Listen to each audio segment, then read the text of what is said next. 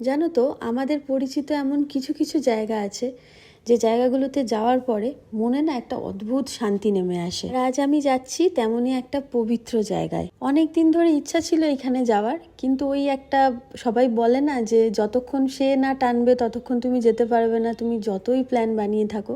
তো ফাইনালি আজকে হয়তো উনি ডেকেছেন, তার কারণে আজকে আমরা যেতে পারছি সেইখানে। মর্নিংয়ে একটু তাড়াতাড়ি ঘুম থেকে উঠে আমরা চলে গিয়েছিলাম নৈহাটিতে।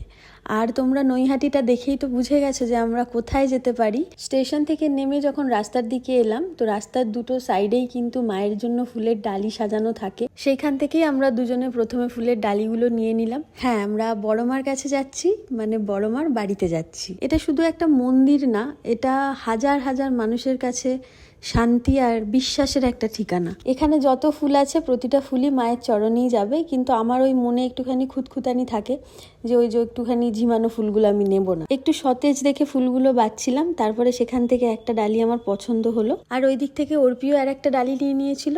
ওর ডালিটা একটু স্পেশাল ছিল, কারণটা বলছি একটুখানি পরে।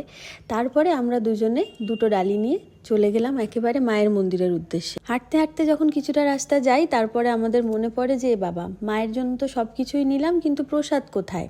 তারপরে আমরা একটা দোকানে ঢুকলাম, যেখান থেকে আমরা মিষ্টি কিনলাম।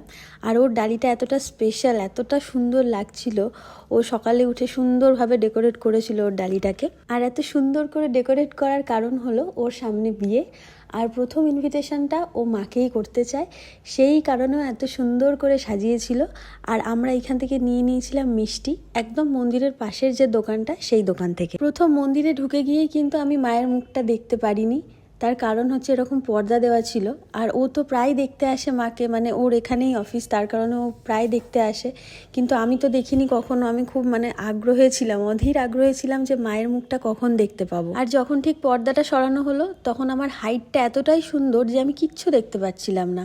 এই যে ফোন ক্যামেরায় যখন ভিডিও করছিলাম তোমাদের মতো, আমিও ফোনেতেই প্রথম দেখছিলাম। আমি একদম দেখতে পাচ্ছিলাম না মায়ের মুখটা সামনে থেকে। আমার খুব মনটা খারাপ হয়ে গিয়েছিল যে কেন আমার হাইটটা এত শর্ট হবে। মানুষের ভিড় তো উপচে পড়েছে, আমি কখনো আশা করিনি যে আমি হয়তো সামনে থেকে গিয়ে মাকে কখনো দেখতে পারবো বলে।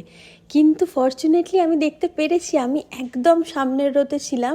আমি যখন সামনে থেকে মাকে দেখি, আমি জানি না ফটোতে আমার কেন এত রাগই লেগেছিল মাকে, বা এখনও আমি ফটোতে দেখলে রাগই লাগে, কিন্তু সামনে থেকে এত মিষ্টি দেখতে মাকে, আমার তো মনে হচ্ছিল গিয়ে একটুখানি জড়িয়ে ধরি।